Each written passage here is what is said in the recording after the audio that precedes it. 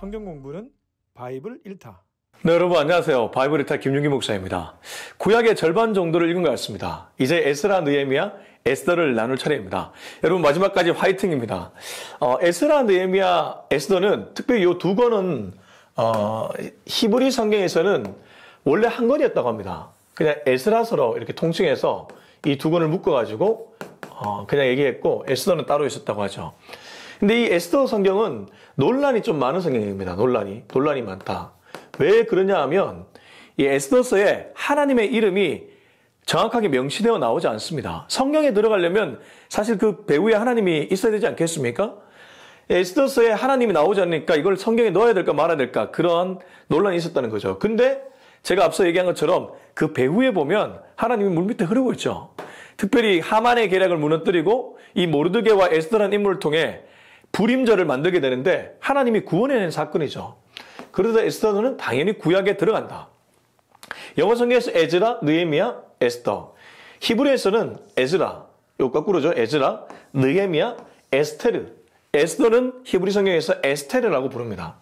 자, 우리 계속해서 살피고 있습니다. 에스라, 느헤미야, 에스더에 누가 언제 무엇을 어떻게 왜 육하 원칙도 봐야 되겠지만 먼저 이 시대가 어떤 시대인지 좀 알 필요가 있습니다. 요 세 권 성경 비슷한 시기를 공유합니다. 조금은 다르지만 거의 비슷한 시기라는 거죠. 첫 번째는 바벨론 포로기 이후입니다. 여러분 혹시 기억하십니까? BC 586년경 남유다가 바벨론 느부갓네살 왕에 의해 멸망당하게 됩니다. 이때 예루살렘 성전도 불타버리게 되죠. 성전 불타버린다. 활활. 자, 이들이 남유다 멸망당하고 바벨론에 포로로 끌려갑니다. 그리고 70년이 지나 이 포로에서 풀려나게 되죠. 고레스 칙령 이후에. 바로 그때가 에스라, 느헤미야, 에스더가 활동할 때입니다. 바벨론 포로 이후 포로에서 돌아와서 활동하는 그 시기. 이 시기가 이 에스라, 느헤미야, 에스더의 시간적 배경이고 이때 패권 국가가 바벨론 이후에는 메데바사입니다. 페르시아라고도 부르죠. 페르시아. 영하 300이 아마 페르시아 제국과 싸우는 것으로 알고 있는데 이 메데바사가 바로 페르시아를 가리키고 바벨론 이후에 패권 국가였다. 이때가 이들이 활동한 시기였다. 그리고 그 왕들을 보면 아하수에르 왕, 아닥사스다 왕. 발음 어렵네요. 아하수에르 왕, 아닥사스다 왕. 바로 이 왕들이 활동할 때 에스라, 느헤미야, 에스더가 영적으로 여러 가지 일을 했다. 이렇게 볼 수 있겠죠. 자, 이제 우리 계속 보고 있죠. 에스라, 느헤미야, 에스더 누가 기록했고 첫 번째 에스라서입니다. 에스라서는 두말할 나위 없이 에스라가 기록했다. 역대기하 마지막 장면의 고레스 칙령, 에스라 첫 번째 부분의 고레스 칙령 둘 다 같죠. 그래서 역대기도 에스라의 작품이고 에스라서도 에스라의 작품이라고 알려져 있습니다. 근데 느헤미야의 경우 얘기가 조금 다릅니다. 느헤미야일 수도 있고 혹은 에스라일 수도 있다 이런 얘기가 있습니다. 왜냐하면 느헤미야서에 에스라가 또 등장하고 있거든요. 이런 얘기가 또 있죠. 그리고 세 번째 에스더. 바벨론에서 포로로 끌려온 유다 사람의 후손. 이거 좀 중요하죠. 왜냐하면 이 에스더서의 배경은 수상궁이거든요. 아마 수상궁에 이 사람이면 수상궁의 내용을 그리는 거 보면 이 수상궁의 상황을 자세하게 설명할 수 있는 위치에 있는 인물이었겠다. 여러분 따라오고 계시죠? 이 수상궁, 이 바사 제국의 이 수상궁에서 그 수상궁의 상황을 설명할 수 있는 사람이 되겠다. 그리고 동시에 불임절을 기뻐하는 거 보니까 유다 계통이겠다. 그러면 유다 사람의 후손이면서 바사 제국의 고위 관리였을 가능성이 매우 높다. 이렇게 보는 거죠. 그래서 에스더는 그 사람이 기록하지 않았을까 이렇게 보고 있습니다. 자, 언제 기록했는가? 이 에스라, 느헤미야, 에스더의 기록 시점. 에스라부터 보겠습니다. 에스라가 느헤미야 시대까지도 생존하였습니다. 그러니까 느헤미야서에 기록되어 있겠죠. 에스라서는 이따 가겠지만 1차, 2차 포로기한을 주로 다루고 있고 느헤미야는 3차 포로기한입니다. 근데 이 3차 포로기한 때도 에스라가 생존하고 있었으며 그러면 이 말년에 기록되었을 거라고 추측할 수 있죠. 그 시기를 보니까 대략 BC 444년 전후가 아닐까. 이때 에스라서가 기록되었을 확률이 높다. 그리고 느헤미야입니다. 느헤미야가 총독에서 물러난 후 이것도 마찬가지입니다. 말년입니다. 기록한 것으로 여겨지는데 이때는 대략 BC 420년경이다. 요세푸스라는 고대 역사학자가 있거든요. 뭐 사마의, 사마천 뭐 이런 것처럼 그 역사학자가 느헤미야가 고령에 죽었다고 기록하고 있는 것을 봐서 아마 느헤미야가 굉장히 고령에 죽었다면 그 말년쯤에 기록하지 않았을까. 에스라보다 좀 늦게 420년경에 기록하지 않았을까 추정합니다. 그리고 에스더서 아수에르 왕이 죽은 후 BC 464년경 수상궁이 불에 타기 이전 어떤 시점, 바로 이 시점에 에스더서가 기록되지 않았을까. 그래서 그걸 BC 435년경 정도로 보고 있습니다. 뭐 이 정확한 시기는 아니더라도 대충 에스라 느헤미야 말년, 그리고 에스더가 뭐 그 당시 수상궁이 불에 타기 전에 기록되지 않았을까 이렇게 봅니다. 자, 에스라 느헤미야는 좀 더 구체적으로 좀 살펴볼 필요가 있는데요. 이 바사왕 고레스 원년부터 느헤미야 총독 두 번째 임기, 그러니까 약 100년 동안의 역사를 에스라 느헤미야는 무대로 삼고 있습니다. 바사왕 고레스 원년이 에스라 첫 번째 부분에 나오잖아요. 이때가 BC 538년입니다. 586에 멸망당하고 538에 포로로 귀환하면 이게 70년이 채 안 되죠. 그죠? 한번 68년쯤 되는데 약 70년을 볼 수 있죠. 하나님이 약 70년 후에 포로에서 해방된다고 했는데 그 약속이 이루어지는 거죠. 아무튼 이 BC 538년 바사왕 고레스 원년에서부터 느헤미야 총독 두 번째 임기, 느헤미야가 총독으로 지내지 않습니까? 이 두 번째 임기가 BC 430년경입니다. 바로 이때가 이 에스라 느헤미야의 시간적 무대라는 겁니다. 그게 약 100년쯤 된다는 거죠. 그리고 이때 뭘 했냐면 예루살렘 성벽하고 성전을 재건하게 됩니다. 에스라서는 성전 재건, 느헤미야는 성벽 재건을 얘기하고 있죠. 그리고 이거 좀 중요한 게 하나 있습니다. 동시대 인물이 있습니다. 동시대 인물. 여러분, 성전 재건을 격려했던 선지자가 있거든요. 예루살렘 성전 불타버린, 바벨론에 의해 멸망당했을 때 불타버린 예루살렘 성전을 포로 귀환한 인물들이 재건에 힘쓰는데 그 당시 주동했던 인물이 뭐 스룹바벨, 에스라, 느헤미야 같은 사람인데 그들만이 아니라 뒤에서 붐업의 메시지를 보냈던 인물들이 학개와 스가랴입니다. 이들이 소선지서에 나오죠. 학개, 스가랴. 그리고 스룹바벨, 당시 유대 총독이었던 스룹바벨도 1차 포로 귀환 때 주도적 역할을 하는데 이 사람도 성전 재건할 때 함께 힘씁니다. 동시대 인물이라는 거죠. 자, 에스더서는 시간 배경이 아수에르 왕의 아내였잖아요. 그러니까 아수에르 왕의 시대가 바로 에스더서의 무대라고 볼 수 있겠죠. 자, 이제 어디서 기록했는가? 에스라, 느헤미야, 에스더의 배경 무대가 어디일까? 첫 번째, 에스라, 느헤미야는 좀 묶어서 볼게요. 포로에서 돌아온 이스라엘 땅이겠죠. 왜냐하면 에스라, 느헤미야는 이 포로에서 귀환한 것을 배경으로 삼고 있기 때문에 아마도 포로에서 돌아와 이 예루살렘에서 기록하지 않았을까라고 추정합니다. 그리고 에스더서는 그 무대가 바사 제국이잖아요. 바사 제국에서 기록하지 않았을까? 혹은 이스라엘 땅으로 돌아와서 누군가가 기록하지 않았을까라고도 추정할 수 있죠. 둘 다. 자, 이제 첫 번째 에스라부터 배경 무대 한번 볼게요. 배경 무대. 에스라서는 1차 포로 기한, 2차 포로 기한이 나오거든요. 여기 1차 기한, 여기 2차 기한 나오죠. 2차 기한. 자, 이때 주요 지명들이 있거든요. 우선 수상궁이 있죠. 이 바사 제국의 수상궁.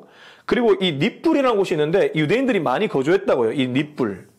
왜냐하면 여기 티그리스 강과 유브라테스 강이 사람들이 살기가 참 좋았는지 이때 유대인들이 많이 거주했다고 하죠. 그리고 바벨론, 이 도시 바벨론.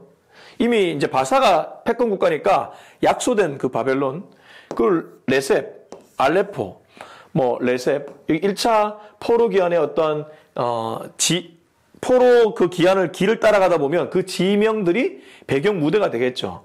그리고 수리아의 하맛, 그리고 다메섹, 바울이 주님 만났다는 다메섹, 그리고 사마리아, 예루살렘. 사마리아는 북이스라엘 수도로 알려져 있고 예루살렘은 남유다의 수도죠. 이런 지명들이 에스라의 배경, 도시, 배경 무대라고 볼 수 있습니다.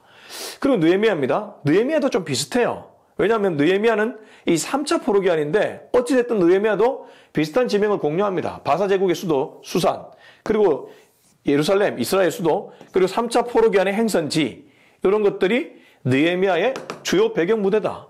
그리고 에스더는 조금 바사 제국에 치우쳐져 있죠.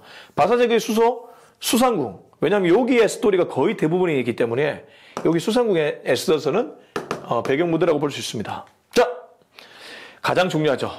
여러분 다시 한번 기지개 쫙 한번 펴시고, 어이구.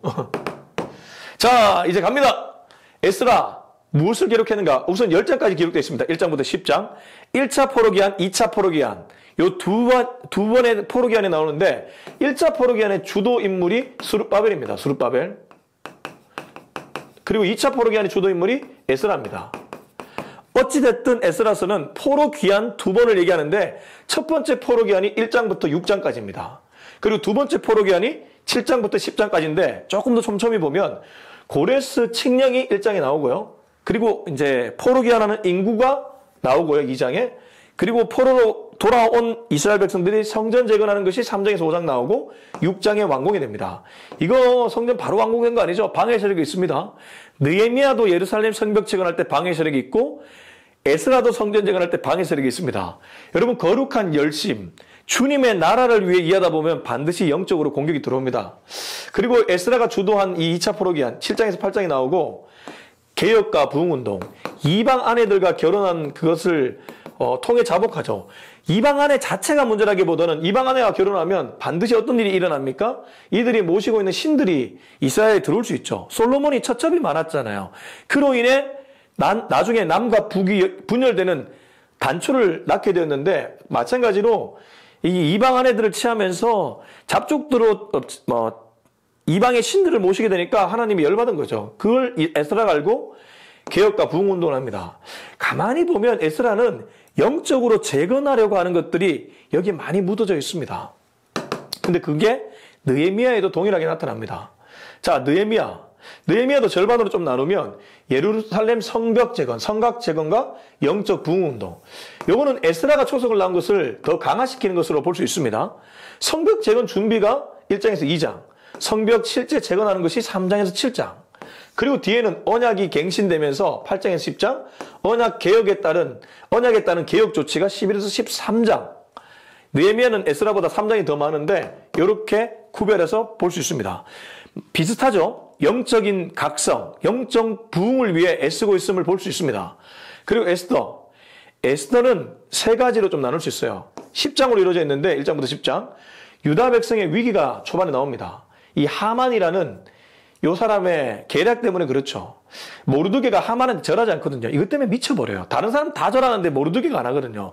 한 명 때문에 자기가 오히려 죽임을 당하는 불쌍한 인물이기도 한데, 불쌍하다기보다는 좀 비참한 인물이죠. 어찌됐든 왕후 에스더가 간택되고 등극하는 장면이 1장, 2장, 그리고 하만의 계략이 3장, 그리고 에스더가 결단하는 그 유명한 죽임은 죽으리이다. 금식을 결단하며 나아가죠. 모르드게의 기도와 에스더의 결단. 이게 4장에서 5장. 그리고 유다 백성의 구원, 위기에서 구원으로 가게 되죠. 하나님이 이 에스더와 모르드게라는 인물을 통해 유다 백성을 구원해 주죠. 마치 모세를 통해 출애굽을 시켜준 것처럼, 이 애굽에 종살이 하던 사람들을 출애굽을 시켜준 것처럼 에스더와 모르드게를 통해서 유다 백성을 구원해 주죠. 그래서 에스더서는 하나님의 이름은 나오지 않지만 물밑에 하나님의 구원이 절절 흐르고 있습니다. 자, 하만은 6장에서 7장 패하고 부리밀, 이 유명한 이스라엘의 절기로 이제 지켜지고 있는 부리밀이 이때 제정되는데 8장에서 10장. 자, 이렇게 하면 에스더까지 우리가 내용을 살필 수 있습니다. 자, 이제 지금부터는 어떻게 읽어야 될까? 이 내용을 이제 알았다면 에스라, 느헤미야, 에스더를 어떻게 읽으면 좋을까? 자, 에스라부터 봅니다.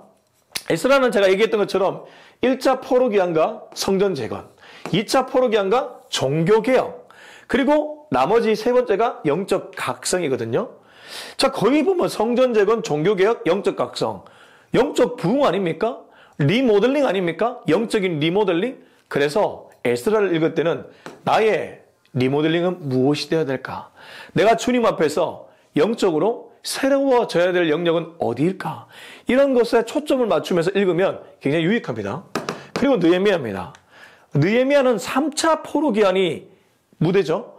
3차 포로기한과 예루살렘 성곽, 성벽 재건을 하는데 마찬가지로 신앙 부흥 운동이 가속화됩니다. 근데 여기서 이 느헤미야가 원래 이 바사의 술 맡은 일이었잖아요. 그런 일을 하다가 이 유대를 향한 열심을 갖게 되면서 사명자로 바뀌게 되는데, 이걸 보면서 우리가 하나 알 수 있는 것은 나는 무엇을 향해 열심을 내고 있는가? 느헤미야는 자기의 위치에서 하나님 나라를 위해 뭘 해야 될지를 고민한 인물이었습니다.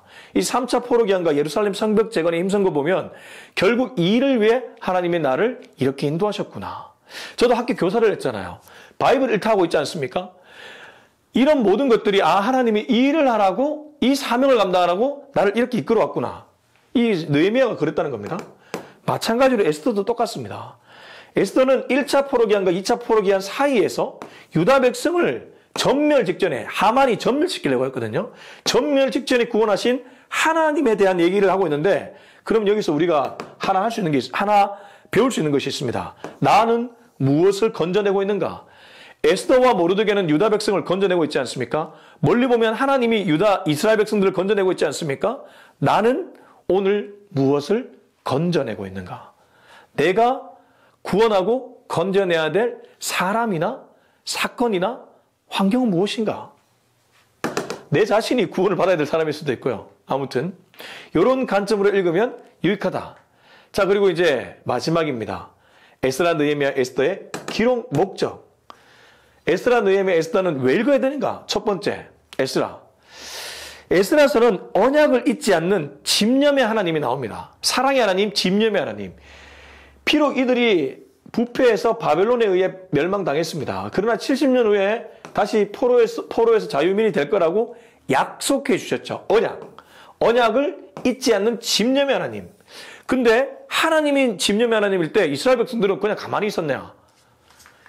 에스라를 통해 회개하죠. 이 회개하는 에스라와 이스라엘 백성들을 보면서 우리가 둘 사이에 뭘 볼 수 있습니까? 바른 관계를 볼 수 있습니다. 여러분, 바른 관계는 무엇입니까? 하나님은 일방적으로 계속 우리를 사랑해오고 있습니다. 그는 과거부터 지금까지 우리를 사랑해서 우리를 향한 약속을 신실하게 지키고 있습니다. 근데 우리는 멀리 떨어져 가기도 하고 가까워지기도 합니다. 바른 관계는 무엇인가? 하나님의 이 사랑을 깨닫고 돌아온 탕자처럼, 마치 그 누가복음 15장의 둘째 아들이 아버지를 멀리 떠났다가 돌아와서 그때서야 아버지의 은혜를 고백하는 것처럼 이 하나님과 우리와의 바른 관계가 어떻게 이루어지는지 그걸 알라고 에스라가 기록되었다. 그리고 우리도 그 일을 보면서 하나님과 바른 관계를 어떻게 하면 맺을 수 있을까를 알 수 있다는 거죠. 자, 느헤미야, 이스라엘 회복시키는 하나님. 을이 빠졌네요. 이스라엘을 회복시키는 하나님. 그리고 사명자의 열심을 보여주는 느헤미야. 한쪽에서는 이스라엘 회복시켜주려는 하나님의 열심이 보이고, 한쪽에서는 그 사명을 감당하기 위해 또 다른 열심을 내고 있는 인간 느헤미야가 보입니다. 하나님의 열심과 인간의 열심이 맞다니까 엄청난 일이 벌어지죠. 그래서 나는 무엇을 향해, 무엇을 위해 열심을 내야 되는가, 살아야 하는가? 잘못된 열심은 교회나 공동체를 무너뜨립니다.